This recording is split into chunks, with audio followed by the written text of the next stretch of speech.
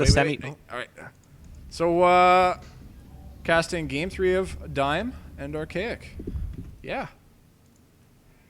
In top right here, we have the purple Protoss, tQArchaic, a local favorite. And in the bottom left-hand corner, we have RevDime, a Protoss player who's been climbing up the winner's bracket up to the semifinals. Yeah, this is the other side of the semifinals here. Only managed to get game 3. And we're going to be on Xel'Naga Caverns. This is the MLG Xel'Naga Caverns. The only change here is you got the supply depot, and the stupid pathing bug that exists there is fixed by your very own me. Now, if you know something really cute here, Archaic's putting his supply depot at the choke of his ramp. Now, it's not to wall, because if you wall on Xel'Naga Caverns, you have a very high risk of getting busted by Void Rays. Basically, what he's doing there is he's putting that there just in case a little probe wants to come and do a little bit of proxy action. Just a little bit of scouting information before he moves out with his worker. Yeah, it doesn't really cost him anything to do that. You can just lower the supply depot, and it's no big deal. Throws down a barracks there that he can lift off later, so nothing that is a very well thought out opening by Archaic. And Dime's going to be throwing down this gateway here. Also interesting position here. He's going to make it a little bit harder for things like Marines and Hellions to run around his base. He's going to have a little bit more control over how he can deal with those kind of harassments. Now, the devil's advocate of doing that, though, is that if a late game drop comes in the back of the mineral line, it's a little bit harder to move your units around, especially if you do wall off your choke of your ramp. Yeah, he's going to have to keep that in mind in the later stages of the game. He does have the ability to warp a few units in, but when it's 2 medevacs full of Marines and Marauders, you're going to need more than a single round of warp-ins to deal with something like that. Probe's going to be doing a little bit of harassment here, but he's going to get tag-teamed. You got one in the front, one in the back, and this probe is pretty hurting right now. He's going to run away. And again, with the shots in the ass, that probe is going to explode a violent death. First Marine on the way, as well as the orbital command. Single gas for Archaic right now as well, so a pretty standard opening out of Archaic so far. The only thing that's a little bit good to point out is that you notice Archaic is still getting gas, and he hasn't dropped his tech lab yet, so maybe Marauder expand isn't such an option, and we're probably going to be seeing a siege mode expand more likely, and probably a 1-gate expand out of Dime here. Yeah, both definitely not out of the question here. Simon Escort just about done. He's going to be throwing down a pylon here so that he can get a little bit of scouting information warp in closer to his ramp in the event that he needs to do so. And that factory is going down. We have another SCV scout coming for Archaic down to scout the base of the Protoss, but the Stalker's being chrono boosted, and that should be out in time to make quick work of that.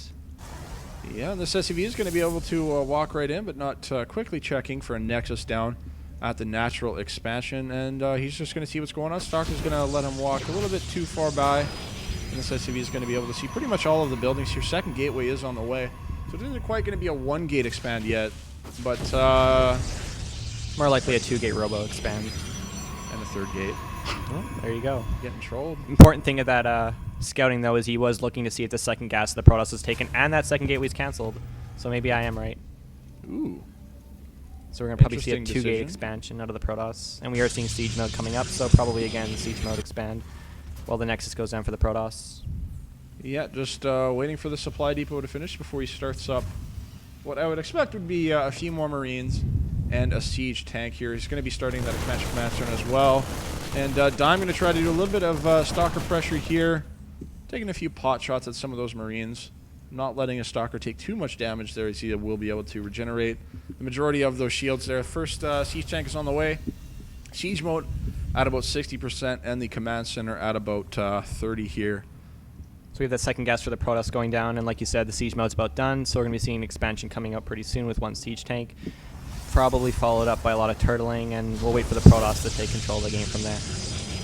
Yeah, and going up to 4 gates is Dime right now. The question is he going to add on any other kinds of tech right here? Is he going to go for a bunch of pressure on this expansion here? So he's got a pretty good idea that there's probably going to be an expansion coming out of Archaic after seeing how much turtling is going on. He's going to send this Zealot up here. He's going to get hit by a siege tank shot, and now he's got a pretty good idea of where the tech of Archaic is at this current point in the game.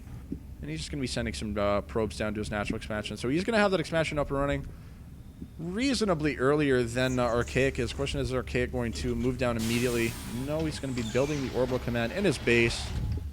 And yeah, we're just going to wait for one of these players to make something real happen. So we are a second factory coming up. So Archaic does favor mech. Mostly a lot of blue flame Hellions and siege tanks going into Vikings to stop the Protoss army. It's really hard to deal with because once you get enough Hellions, it's really hard to deal with, and you need a lot of Colossus. But with that army, it's really immobile. And if the Terran can seal this gold base up here and choke off one side of the Zelnaga cavern or Zelnaga tower passes, it's really hard for the Protoss to go from there, and they really need Colossus with range. Yeah, and then you get the Vikings to deal with those. It's a very strong strategy overall, assuming that you can get enough of the units that you need to deal with everything that the Protoss can throw at you. You need to get the Ghost to deal with some of the High Templar and all of that kind of stuff. The Orbital Command is complete. It's going to be transferring it over to the natural expansion before calling down a Mule. I expect to see a few SCVs get transferred as well. Third factory going up right now as well.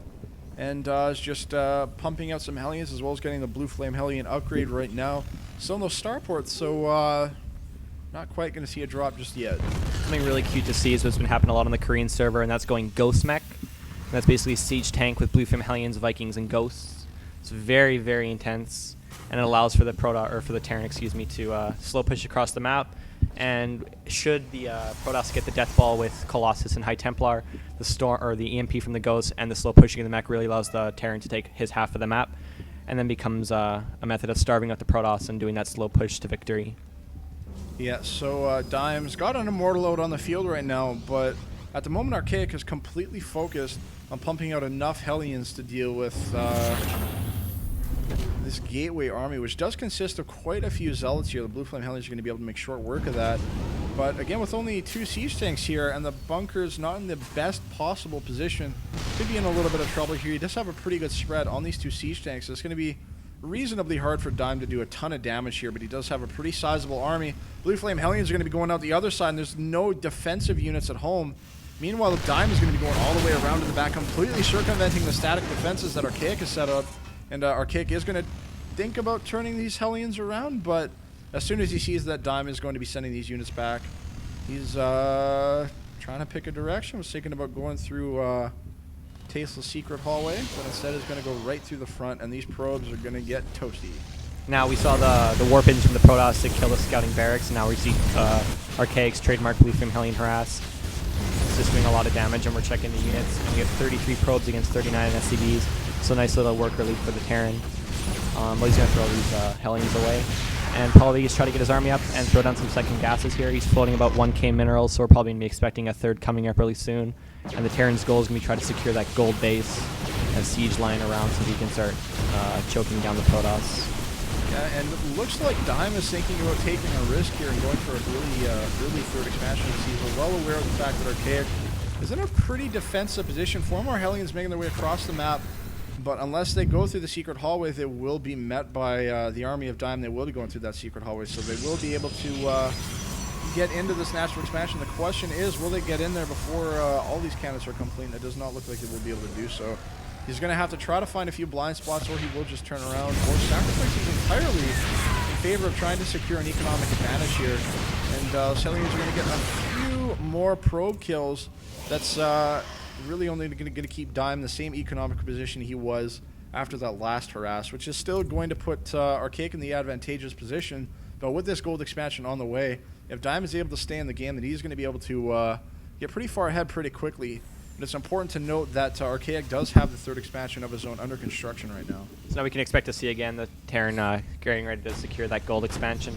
Now, the important part of the game now is in the Protoss hands. We know what Terran's going to do. He's going to try to secure his half of the map with a slow, staggering, boa constrictor-esque tank push across the middle of the map.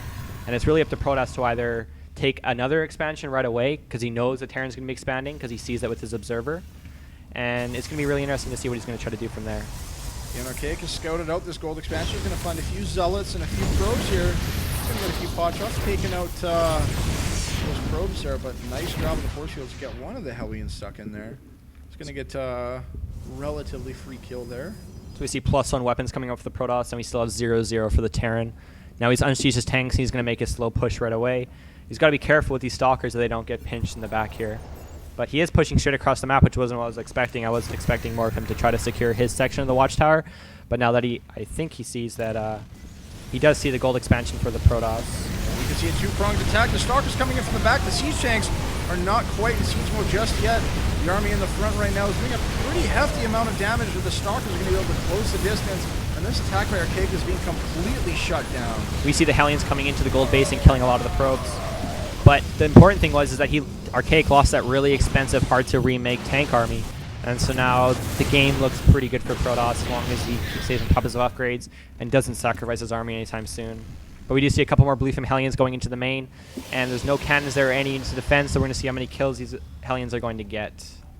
Yeah, this is the opportunity for Archaic to try and get himself back. Oh, nice warp in. Entire army. Yeah, very nice warp in to really shut down the mobility of those Hellions, and very good defense there by Dime. Didn't lose very many probes at all.